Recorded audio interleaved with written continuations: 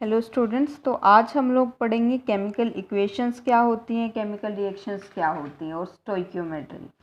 तो हम शुरू करते हैं केमिकल रिएक्शन से।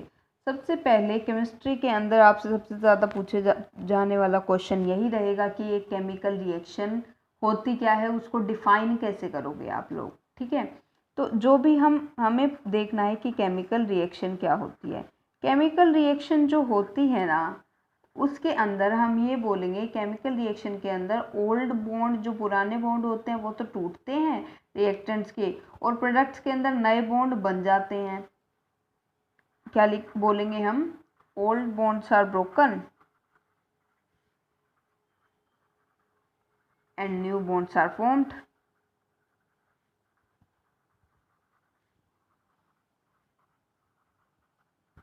फॉर एग्जाम्पल, अगर मैं मान लेती हूँ मेरे पास कोई एक मॉलिक्यूल है A2 टाइप का और एक और मॉलिक्यूल है B2 टाइप का।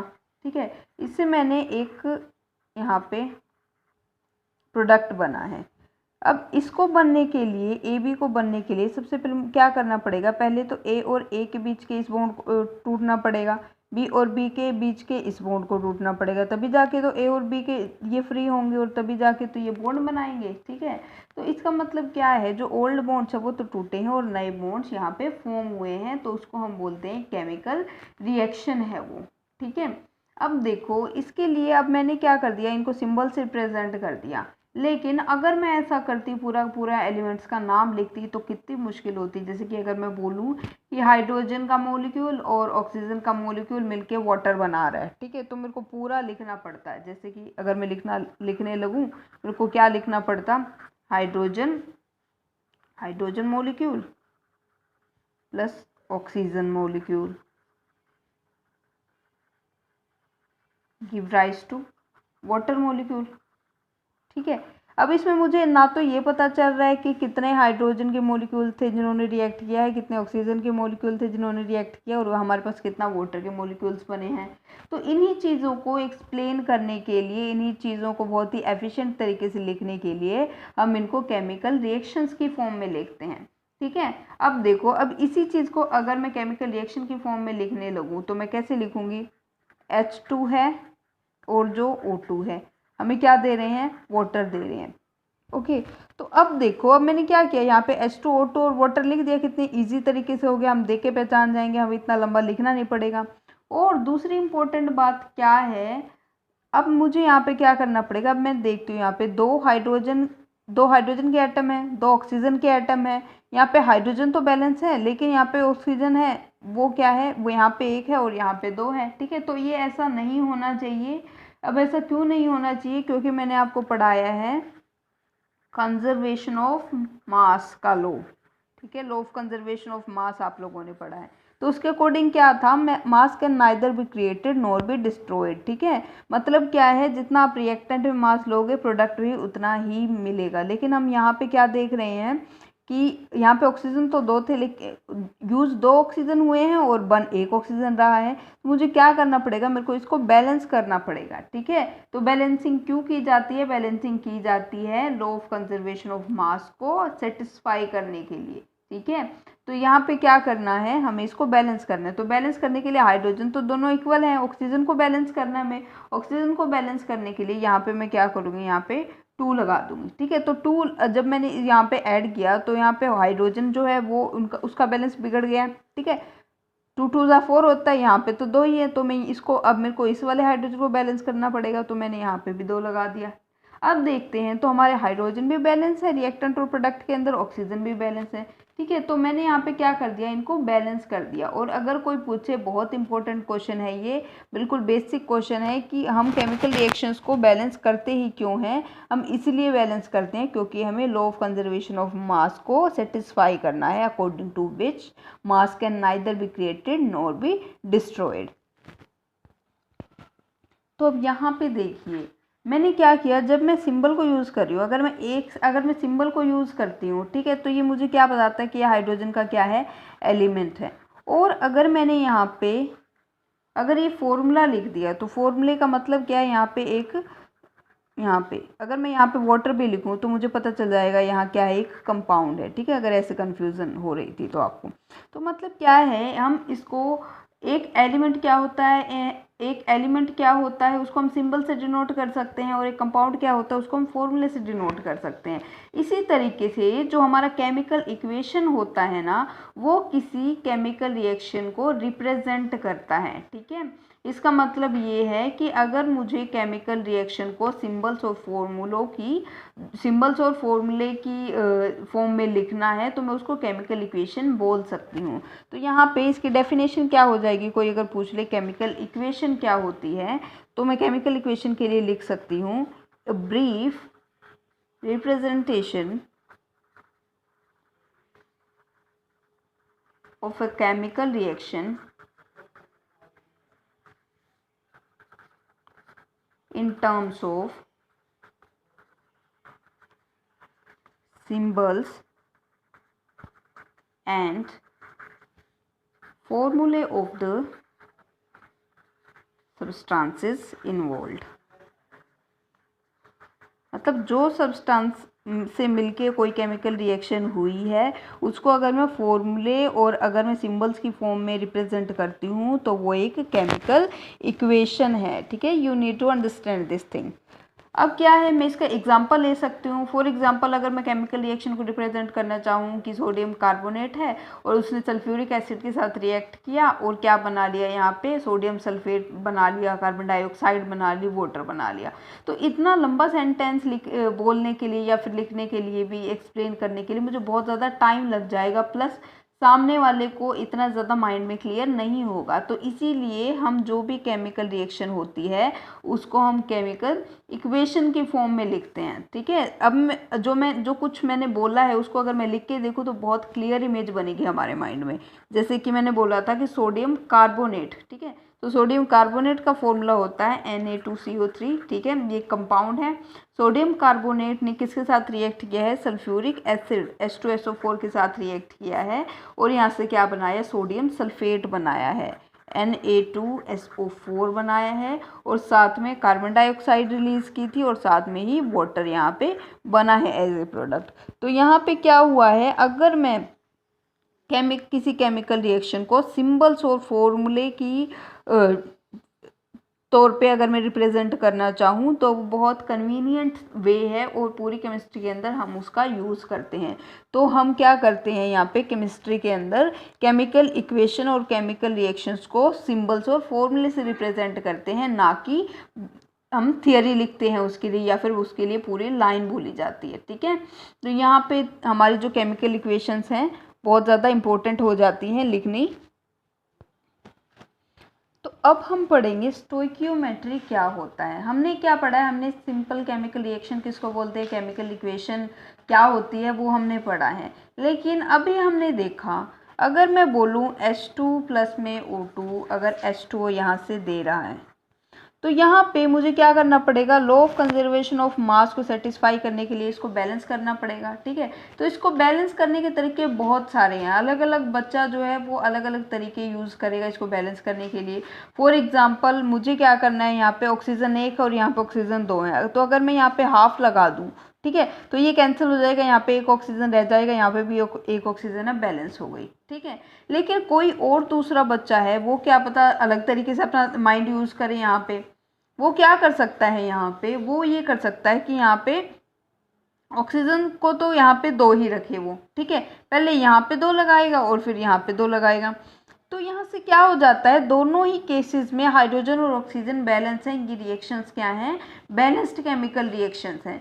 लेकिन हमें समझने की ज़रूरत क्या है, जो हम स्टोइकियोमेट्री पढ़ते जा रहे हैं। ठीक है, स्टोइकियोमेट्री क्या होती है या फिर स्टोइकियोमेट्रिक कोफिशिएंट क्या होते हैं वो हमें यहाँ पे स्टडी करने हैं। तो यहाँ से ये जो चीज़ें हैं, ये जो 2 है, ठीक है, यहाँ पे कुछ नहीं है तो यहाँ पे आएगा 1।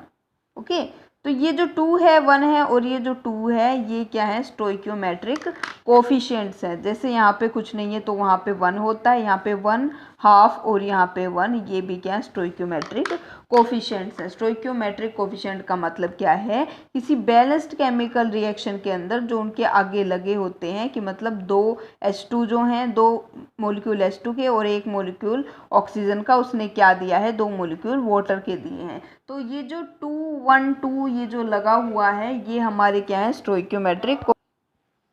तो ये जो 2 1 2 है, 1 हाफ 1 है, इनको हम बोलते हैं, दीज आर स्टोइकियोमेट्रिक कोफिशिएंट्स।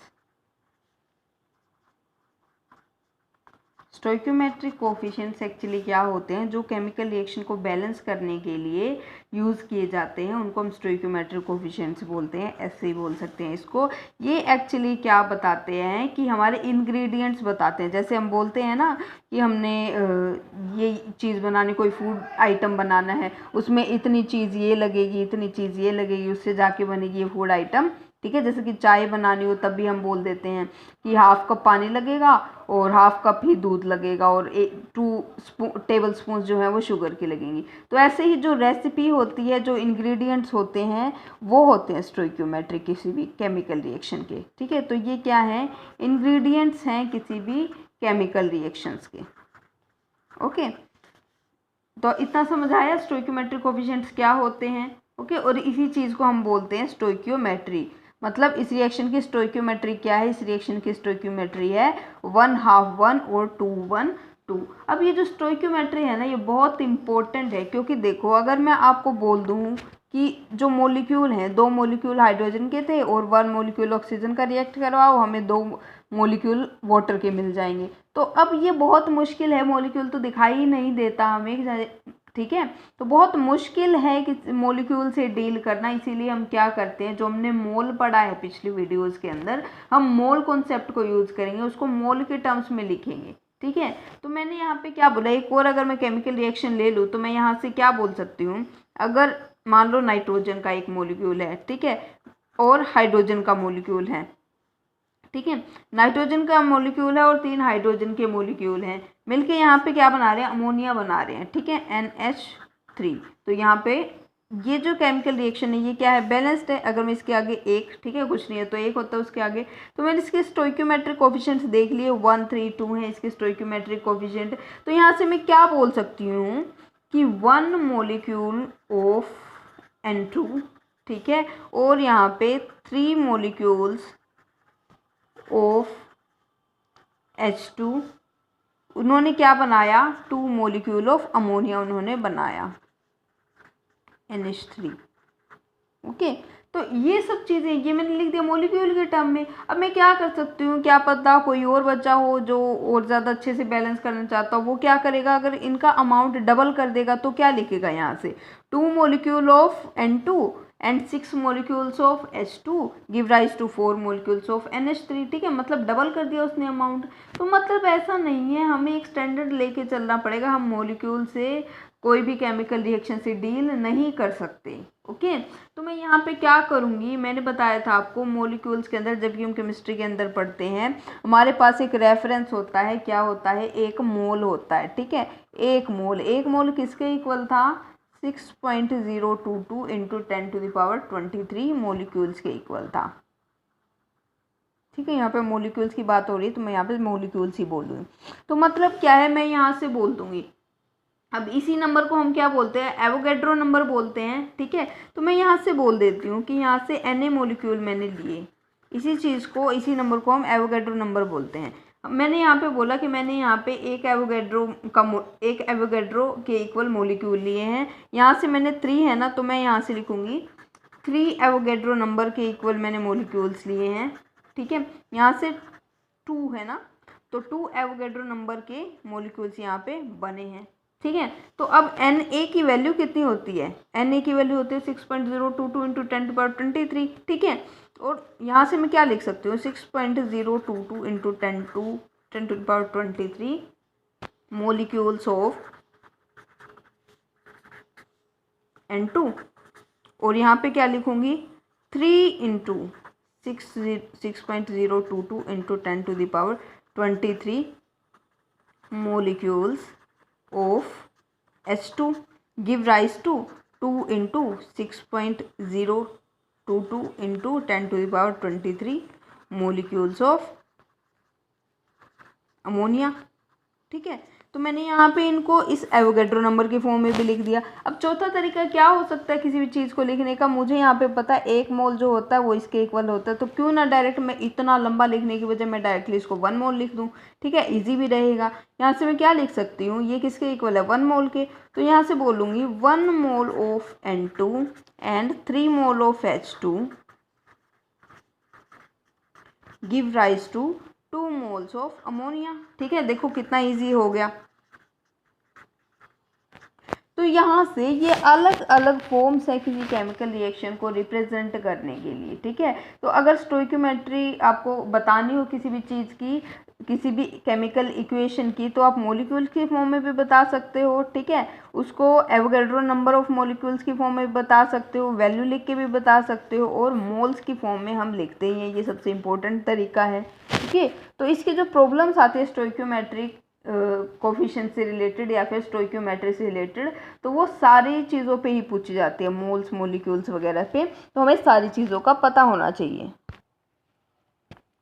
तो हमें जो प्रॉब्लम्स दी जाएंगी ना, कि मतलब क्वेश्चंस या फिर न्यूमेरिकल्स दी जाएगी स्टोइकियोमेट्री के ऊपर बेस्ड, तो वो 3 टाइप की होगी।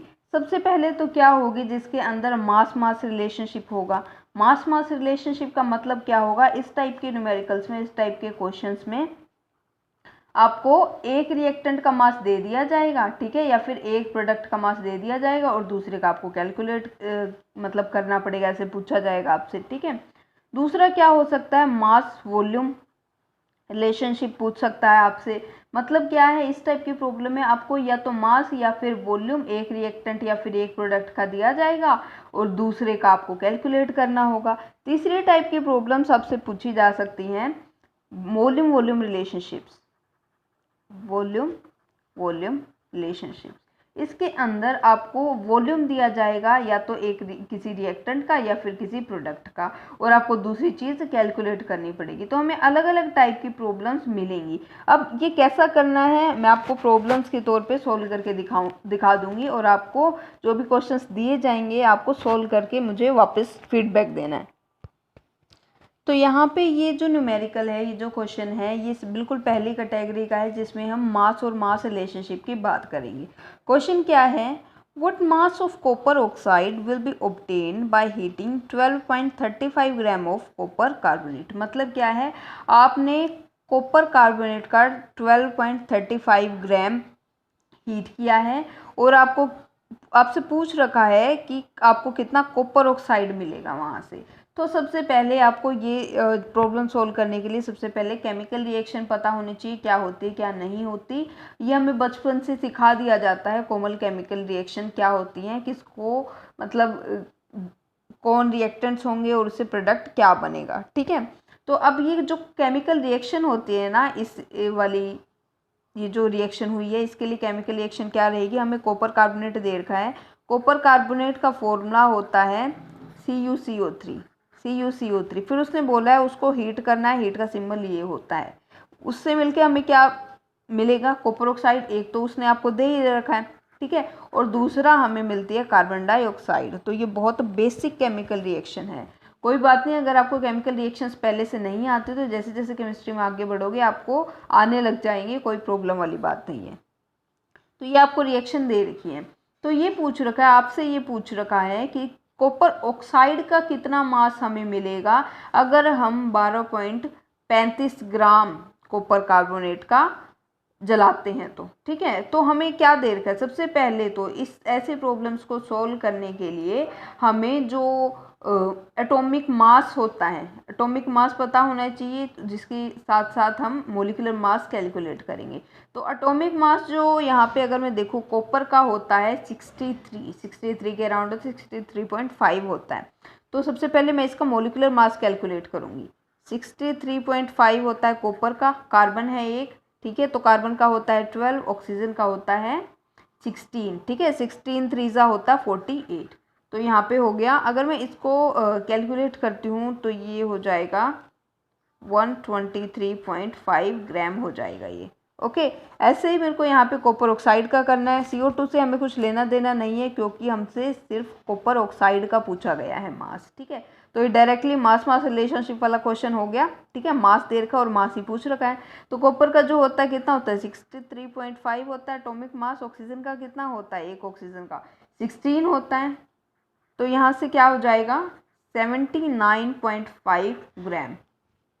अब हमें पता है अगर हमने 123.5 ग्राम अगर कॉपर कार्बोनेट का हीट किया है तो हमें यहाँ पे कॉपर कितना मिला है, यहाँ पे 79.5 ग्राम हमें कॉपर का मिल गया है, ठीक है। तो हमें कितने का निकालना है, इतने का निकालना, मतलब उसको डायरेक्ट मल्टीप्लाई करना पड़ेगा। कैसे करते हैं आप, जो बचपन में आपने किया होगा सम सोल्व करते टाइम। हमें ये दे रखा है 123.5 ग्राम ऑफ कॉपर कार्बोनेट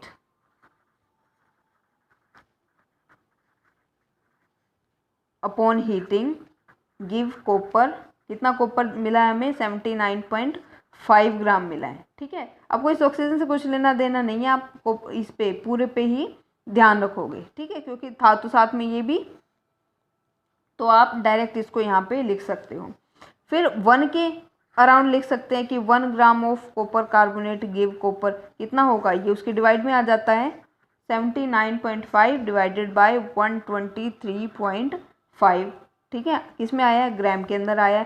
पूछा कितना गया है 12.35 ग्राम पूछा गया है, तो इसीलिए हम लिख सकते हैं 12.35 gram of copper carbonate give copper. तो ये कितना हो जाएगा 79.5 डिवाइडेड बाय 123.5 और मल्टीप्लाई में हो जाएगा ये 12.35, ठीक है। इसमें आएगा ग्राम में आएगा आंसर हमारा। तो जब आप इसको सोल्व करोगे आपका आंसर आ जाएगा और इसका आंसर अराउंड 7.95 ग्राम के इक्वल आएगा। तो ये जो है आपने इस टाइप से क्वेश्चन सोल्व करने हैं। बाकी खेल तो कैलकुलेशन का है। क्या तरीका होना चाहिए प्रॉब्लम